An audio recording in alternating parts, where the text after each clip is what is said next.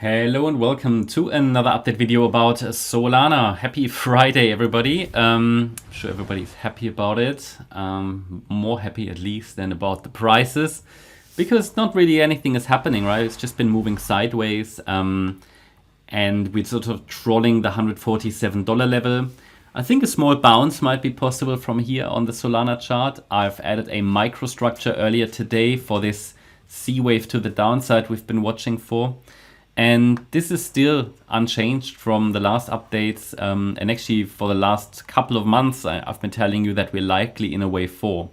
Yeah, and this wave 4 can take different shapes and structures, but essentially the thesis is completely unchanged. They're very consistent with previous updates that we are in a fourth wave correction, which can still morph and transform. So we need to be ready for transformations of the microstructure. What does it involve, the idea that we're in a wave 4? Well, it should, after the wave 4 correction is finished, take the price to another all-time high, ideally. That would be ideal. And it also tells us that it's likely going to be a boring sideways correction. We're currently in that correction. It doesn't look complete yet because it's either an A wave, B wave might even still be unfolding, but that would also be corrective, but then still a C wave down. That's a flat correction. Or we've got like an A, B, C like that. Or we're just moving sideways in a triangle, which I'm tracking here. A, B, C, D, E. They're all very similar. Essentially, they all say that the correction isn't finished yet. And it would take minimally a break above $190 to indicate that we are heading towards new all-time highs. But that could simply be, at that point, then a large B wave. So the problem is, the initial rally here isn't clearly impulsive, so it doesn't really give us a very clear bullish upside setup for Solana. So we have some uncertainty in the short term, and it's just corrective price action. So until we see a 5-wave move to the upside or something on the smaller time frame, the forecast remains on rather sideways action or down. Fluctuation is always possible, but overall this is now a range that we're dealing with between 119 and 190 USD. Triangles are not so common, so it might change this structure, but I'm tracking this until some of these boundaries break.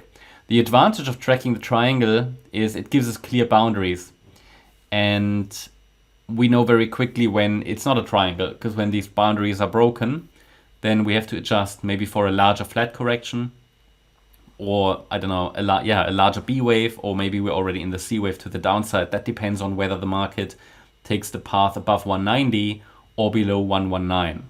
At the moment, it seems like that on the 21st of May, we've started a decline, which I'm tracking as C wave in that triangle.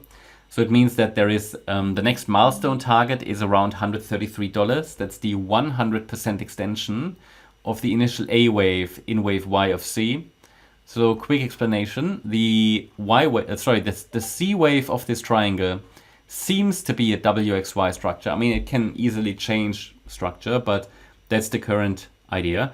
And in the Y wave, we're dealing with an A, B, C. It's possible that we're now coming down in a C wave. If that's the case, and go to the 1-hour chart,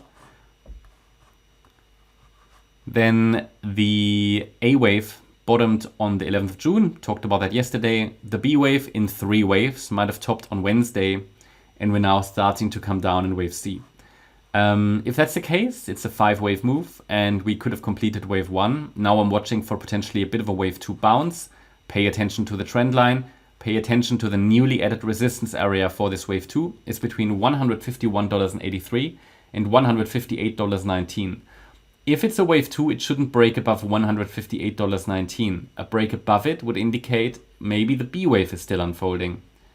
Okay, so what essentially happens if we really see a bit of a bounce from here, then we have to watch this initial resistance area for a potential reaction, maybe even the trend line. I mean, it would be ideal if the price could just follow this trend line to the downside. Before we explore alternatives, quick reminder that you can vote on X, on Twitter, for a coin for me to analyze on the weekend just on X. Won't be published on YouTube. You can still, it's 1 day left, so probably at some point late tomorrow I'll make that video.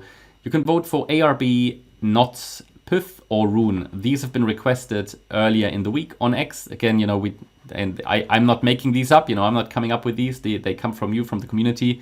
And it's just that we've picked the coins that have been most named, and then you can now vote for them. Seems like Pyth is on the winning side.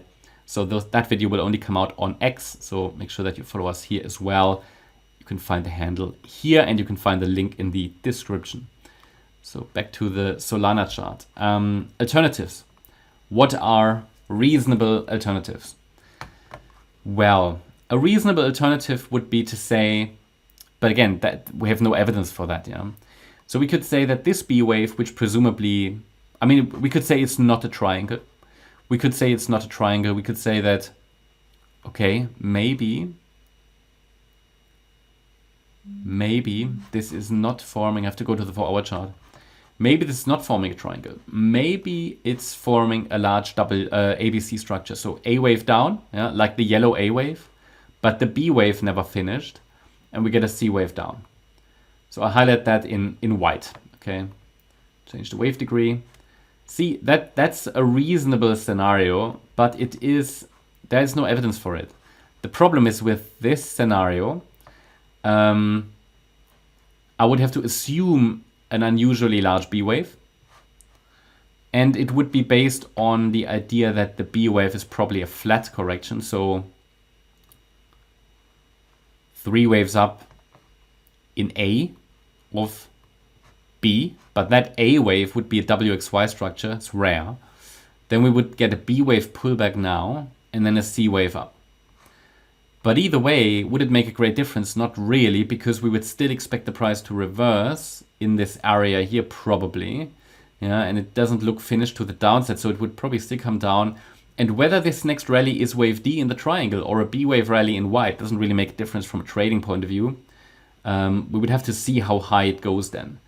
So that's a scenario I'm watching in the background, but really that's only going to be relevant above 190. Because above that level, the triangle will be invalidated anyway. So that's sort of something for the background, but it's not so important to track that now actively. Yeah, and another scenario is, of course, the B wave topped and we're now coming down. But I have no evidence that this is a C wave to the downside that's unfolding. It's not clearly impulsive to the downside.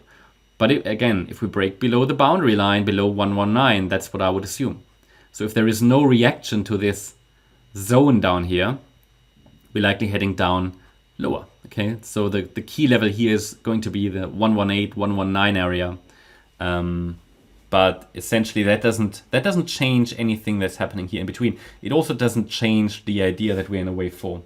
So that's very important. Therefore, I think the triangle does a really good job in helping us at the moment to track the microstructures.